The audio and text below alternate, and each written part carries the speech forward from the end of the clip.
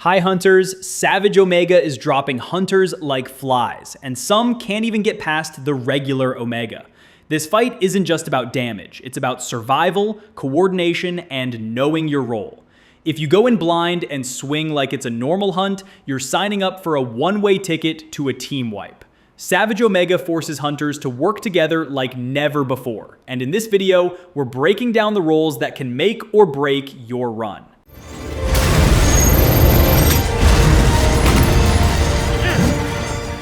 Before we dive into the roles, I want to make something clear. This is based on how I personally define and approach each role. It's not a hard rule book. Every hunt is different, and you should always adapt to the situation. If the tank is struggling, step in and draw aggro. If your healer is in trouble, throw in some support. These roles are meant to guide the team, not box you in. At the end of the day, Hunters survive by working together and adjusting as the fight demands. Hopefully, this video will help the wider Monster Hunter community understand what each role needs to focus on and the objectives that have to be met for a successful hunt. To keep things simple, we'll break it down into three distinct roles: tank, healer, and DPS. Each has its own responsibilities, and together they form the backbone of any solid team against Savage Omega.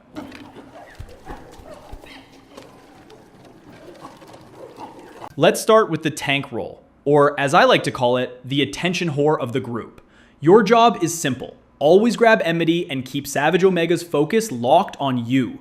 That means hammering the face and pissing Omega off, since that's the most reliable way to draw aggro.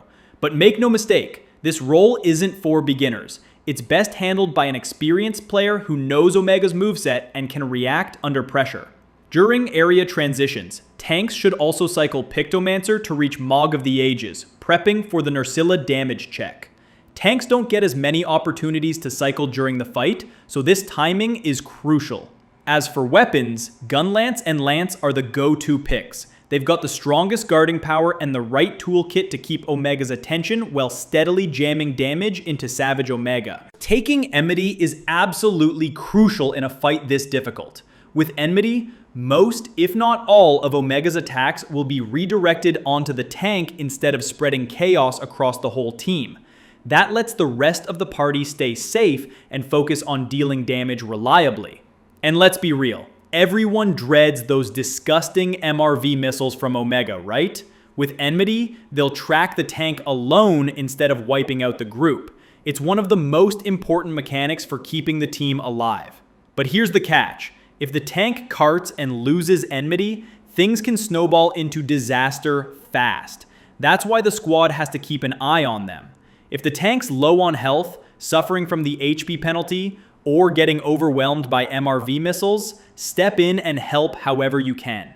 Keeping the tank alive doesn't just prevent a single cart, it can save the entire run. Without a strong tank, Savage Omega is almost impossible to manage. But of course, even the best tank can't stand forever without support.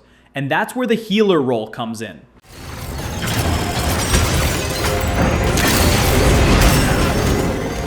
Next up is the healer role, the one who's really good at drinking. And I don't just mean potions. This role can be pretty stressful, which is why you'll often see healers chugging more than anyone else in the party. Because of that, it's best suited for experienced players who can read the flow of the fight and anticipate when teammates are about to get blasted. Or for hunters who've made a career out of healing and supporting. This role is absolutely crucial for keeping everyone alive, especially during punishing mechanics like the MRV missile bombardment. But remember, the healer can only do so much. If your squad mates are on a suicide mission, there's not much you can do to save them. Healers should also make frequent use of Pictomancer, since your weapon will often be sheathed while you're drinking healing items or buffs. That downtime is the perfect window to help with the squad's overall damage output through painting magic. As for weapons, Hunting Horn and Sword and Shield are the go-to picks. Hunting Horn provides invaluable buffs that increase survival odds, boost team damage, and even cure niche ailments like Fireblight or Frostblight, not to mention the KO potential.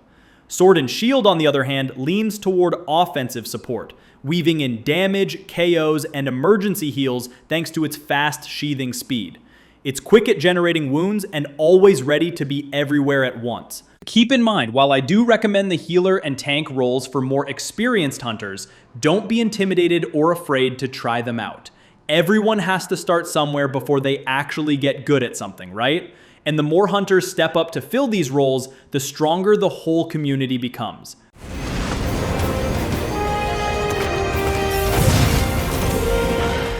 Finally, we have the DPS role, the damage dealers of the squad. Your job is straightforward.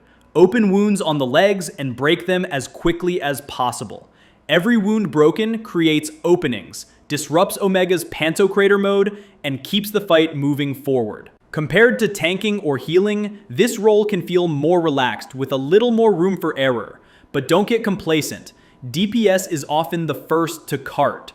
Sometimes it's because the build doesn't have enough defensive skills, and sometimes it's just carelessness, getting greedy for that extra bit of damage while ignoring Omega's attacks.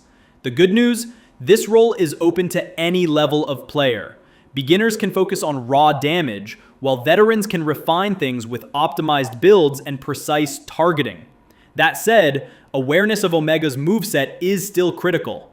The healer can cover the occasional mistake, but too many slip-ups will put the entire quest at risk.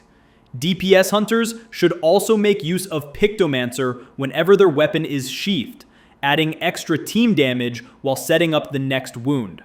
And above all, DPS isn't just about tunneling damage, it's about adapting to the fight. If the tank goes down, step in to pull aggro if your build can handle it. If the healer's under pressure, ease off and use life powder to give them breathing room. At the end of the day, your choices as DPS can be the difference between a clean victory or a failed hunt.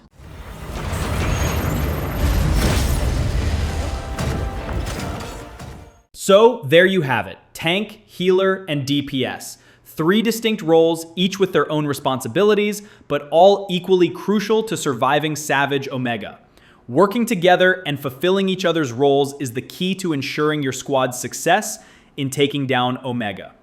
Whether you're the tank holding enmity, the healer keeping the squad alive under pressure, or the DPS breaking wounds and adapting on the fly, your role matters. Savage Omega is the kind of fight that punishes selfish play, but rewards hunters who work together. Me and my Discord are already gearing up, sharing builds, and planning roles for this hunt. So if you're looking to prepare, come join us. Let's show Savage Omega what the hunting community is made of. And of course, a special thank you to my channel members for supporting the channel. More content is on the way, and your support is a huge part of my drive to keep creating. If you found this breakdown helpful, make sure to like, subscribe, and share it with your squad. And tell me in the comments, which role are you planning to take on in the Savage Omega fight? I'm Marneus, and may your hunts never fail.